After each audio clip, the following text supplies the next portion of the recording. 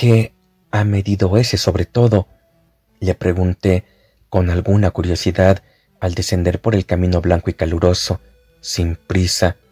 «Purple, para conocer su longitud», contestó mi amigo, imperturbable. Me sentí mortificado. El incurable hábito de Poirot de sacar un misterio de las cosas más mínimas no dejaba nunca de irritarme. Volvió a quedarse callado y yo continué con mis propios pensamientos. Aunque no le presté de momento una atención especial, las palabras «después de todo, esto no tiene importancia», ahora que Madame Renault había dirigido a su hijo, volvían ahora a mi memoria con un nuevo sentido. ¿Qué había querido expresar con ellas? Las palabras eran enigmáticas, significativas. ¿Era posible que supiera más de lo que suponíamos? Había negado todo conocimiento de la misteriosa misión que su esposo había querido confiar a su hijo, pero era en realidad menos ignorante de lo que fingía ser. Hubiera podido iluminarnos si así lo hubiera querido, y era su silencio parte de un plan cuidadosamente concebido y preparado. Cuanto más lo pensaba, más inclinado me sentía a creer que mis sospechas estaban bien fundadas.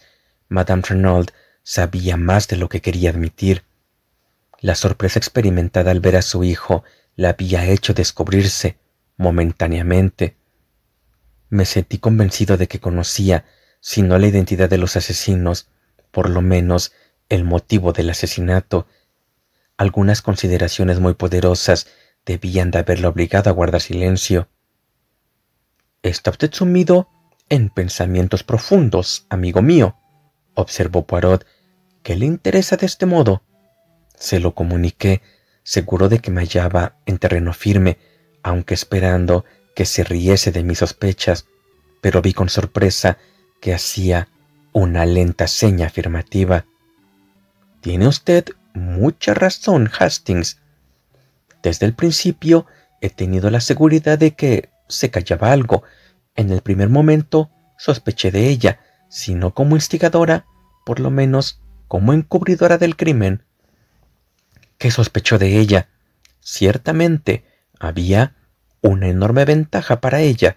En realidad, con este Nuevo Testamento, ella es la única beneficiada, y así, desde el principio, fue objeto preferido de mi atención. Pudo usted observar que no tardé en aprovechar la oportunidad de examinar sus muñecas. Quería saber si había alguna probabilidad de que se hubiese atado y amordazado ella misma. Pero no, vi enseguida que no había allí engaño. Las cuerdas habían sido apretadas de tal modo que habían mordido en la carne. Esto eliminaba la posibilidad de que ella sola hubiese cometido el crimen, pero no la de que lo hubiese encubierto o inspirado con la colaboración de un cómplice. Por otra parte, el relato de los hechos, tal como ella lo hizo, me era singularmente familiar. Los hombres enmascarados que ella no pudo reconocer y la mención de «el secreto». Yo tenía noticia o había leído todo eso antes. Otro pequeño detalle me confirmó en mi creencia de que no decía la verdad. El reloj de pulsera, Hastings. El reloj de pulsera. Otra vez, el reloj de pulsera. Poirot estaba mirándome curiosamente. ¿Lo ve, amigo mío? ¿Comprende usted? No, contesté, algo malhumorado. Ni veo ni comprendo. Forja usted todos estos malditos misterios y es inútil pedirle que los explique. Le gusta tener siempre algo escondido en la manga hasta el último momento. No se enfade, amigo, dijo él con una sonrisa. Se lo explicaré, si lo desea, pero ni una palabra, Giraud. ¿Está entendido? Me trata como un anticuado sin importancia. Ya veremos. Por un sentimiento ordinario de lealtad, le di un indicio. Si prefiere no tenerlo en cuenta, allá él. Le aseguré a Poirot que podía contar con mi discreción. Está bien. Hagamos uso entonces de nuestras pequeñas células grises. Dígame, amigo, ¿a qué hora tiene usted entendido que se desarrolló la tragedia. Como alrededor de las 2 de la madrugada, le contesté con asombro. Usted recordará que Madame Renaud nos dijo que había oído dar la hora en el reloj cuando los hombres estaban en la habitación. Exactamente, y fundándose en esto, el juez de instrucción, Bex y todos los demás aceptan esta hora sin ulterior examen. Pero yo, Hércules Poirot, digo que Madame Renaud mintió. El crimen se cometió por lo menos 2 horas antes.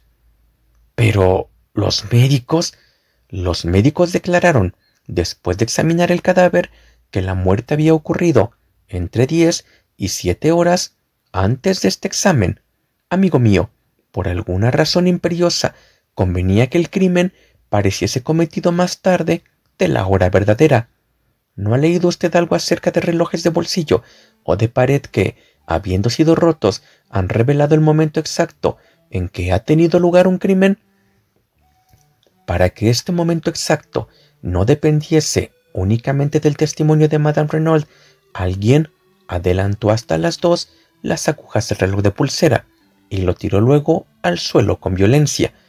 Pero, como sucede muchas veces, el tiro les ha salido por la culata. El cristal se rompió, pero la máquina no recibió daño alguno. Fue una maniobra desastrosa para ellos, pues inmediatamente se fijó mi atención sobre 2 detalles. Primero, que Madame Renaud estaba mintiendo, y segundo, que había alguna razón de vital importancia para retrasar la hora aparente del crimen. Pero, ¿qué razón podía haber? Ah, este es el problema. Aquí tenemos todo el misterio. Hasta ahora no puedo explicarlo. Solo una idea se me ofrece que pudiera tener relación con él. Y esta es que el último tren salía de Merlinville a las 12:16. Y lentamente continué sus razonamientos.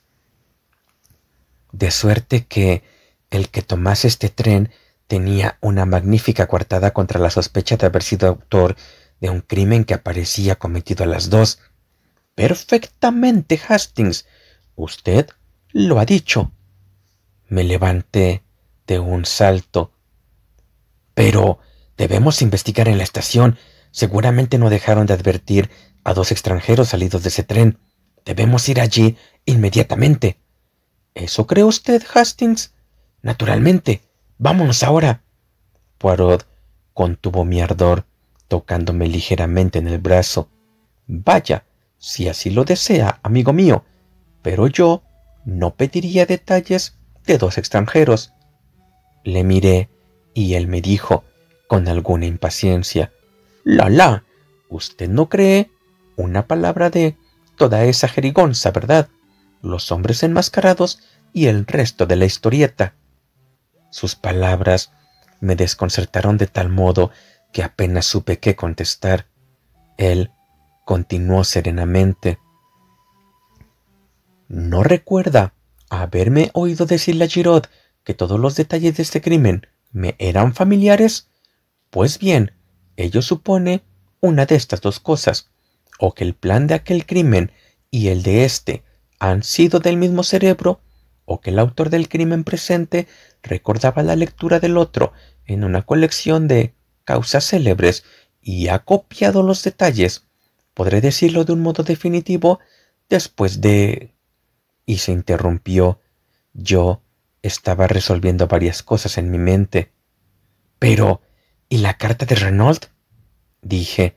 «En ella se mencionan claramente un secreto y Santiago de Chile». No hay duda de que había un secreto en la vida de Renaud. Por otra parte, la palabra Santiago es en mi concepto un reclamo que se arrastra continuamente a través de la pista que seguimos para desorientarnos. Es posible que se haya utilizado con el mismo objeto para evitar que Renaud dirigiese sus sospechas a un lugar más cercano. O tenga la seguridad, Hastings, de que el peligro que le amenazaba no estaba en Santiago, sino mucho más próximo, en Francia. Hablaba con acento tan grave y seguro que no pude dejar de sentirme convencido, pero intenté una objeción final. ¿Y la cerilla y el cigarrillo encontrado cerca del cadáver? ¿Qué me dice de ellos? El rostro de Poirot se iluminó con un destello de pura satisfacción. Colocados allí para que los encontrasen Giraud o alguien de su tribu. Ah, Giraud es listo y sabe bien su lección. También la sabe un perro amaestrado y se mete por aquí tan satisfecho de sí mismo. Ha estado horas enteras arrastrándose por el suelo.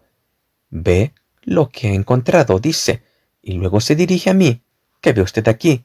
Y yo le contesto con perfecta y profunda sinceridad: nada. Y Giraud, el gran Giraud, pensando para sí mismo, murmura: oh, ese viejo imbécil. Pero ya veremos. No obstante, mi atención se había vuelto hacia los hechos principales. Entonces, toda esta historia de los hombres enmascarados es falsa. ¿Qué ocurrió en realidad? Poirot encogió los hombros. Una persona podría decírnoslo, Madame Renault, pero no hablará. Ni los ruegos ni las amenazas le harán efecto. Es una mujer notable, Hastings. Tan pronto como la vi, me percaté de que tenía que habérmelas con una dama de carácter desusado. Al principio, como se lo dije a usted, estaba inclinado a sospechar que había participado en el crimen. Luego he modificado mi opinión. ¿Qué le hizo modificar su opinión? Su espontáneo y auténtico dolor a la vista del cadáver de su esposo. Podría jurar que la congoja revelada por aquel grito era auténtica. Sí, dije reflexionando, estas cosas no se fingen. Con su perdón, amigo mío, siempre puede uno equivocarse. Observe a una gran actriz. No finge el dolor de un modo que le arrebata a usted y le da la impresión de la realidad. No, por fuertes que fuesen mi propia impresión y mi creencia, no me permití darme por satisfecho sin otras pruebas. Un gran criminal puede ser un gran actor. En el caso presente, fundo mi certidumbre no en mi propia impresión, sino en el hecho innegable de que Madame Renault verdaderamente se desmayó. Levanté sus párpados y le tomé el pulso. No había engaño. El desmayo era auténtico. Por tanto, quedaba comprobada la realidad de su congoja. Además, hay otro pequeño detalle adicional sin interés, y es que Madame Renault no necesitaba hacer ostentación de un dolor sin límites. Había tenido un arrebato al ser informada de la muerte de su marido y no necesitaba simular otra crisis violenta al contemplar su cadáver. No, Madame Renault no ha asesinado a su marido. Pero, ¿por qué ha mentido? Ha mentido en lo del reloj de pulsera. Ha mentido al hablar de los hombres enmascarados. Y ha mentido en otra cosa. Dígame, Hastings, ¿cuál es su explicación de la puerta abierta? Bueno, dije con alguna turbación, supongo que fue un descuido. Se olvidaron de cerrarla. Poirot movió la cabeza con un suspiro. Esa es la explicación de Giraud. A mí no me satisface. Esta puerta abierta tiene un significado que, de momento, no puedo penetrar. De una cosa estoy bien seguro, de que no salieron por la puerta, salieron por la ventana. ¿Cómo? Precisamente. Pero en el arriate del jardín de abajo no había huellas de pisadas. No, y tenía que haberlas. Escúcheme, Hastings, el jardinero Augusto, como usted mismo se lo oyó decir, había plantado los 2 cuadros en la tarde anterior. En uno de ellos hay multitud de impresiones de sus grandes botas claveteadas. En el otro, ninguna. ¿Comprende? Alguien pasó por allí. Alguien que para borrar las huellas alisó la superficie del cuadro con un rastrillo. ¿De dónde sacaron el rastrillo? Del mismo sitio que sacaron la azada y los guantes del jardinero, contestó Poirot, impaciente. No hay dificultad sobre este punto. ¿Qué le hace creer que salieron por allí? De todos modos, seguramente es más probable que entrasen por la ventana y saliesen por la puerta. A mí me parece más lógico. Esto es posible, desde luego. Sin embargo, me parece mucho más que salieron por la ventana. Creo que se equivoca. Quizás sí, amigo mío. Me quedé reflexionando sobre el nuevo campo de conjeturas que las deducciones de Poirot habían abierto ante mí. Recordé mi sorpresa al oírle aludir misteriosamente el cuadro del jardín y al reloj de pulsera. Sus observaciones me habían parecido entonces desprovistas de sentido, y ahora, por primera vez, me daba cuenta de que la notable sutileza con que, partiendo de algunos ligeros incidentes, había aclarado buena parte del misterio que envolvía el caso. Y rendí a mi amigo un retrasado homenaje. Entretanto, dije, siempre reflexionando, aunque sepamos mucho más que antes, no estamos más cerca de la solución del problema de quién mató a Renaud. No, se dio Poirot con buen humor. Lo cierto es que estamos mucho más lejos. Y el hecho parecía inspirarle una satisfacción tan extraña que le miré sorprendido. Él tropezó con esta mirada y sonrió. De pronto se me ocurrió una idea. Poirot, ahora lo veo. Madame Renaud debe de estar protegiendo a alguien. Por la calma con que recibió mi observación, pude ver que aquella idea ya se le había ocurrido a él. Sí, asintió con aire pensativo. Está protegiendo a alguien o sirviéndole de pantalla. Una de las dos cosas. Luego, al entrar en nuestro hotel, me recomendó silencio con un gesto.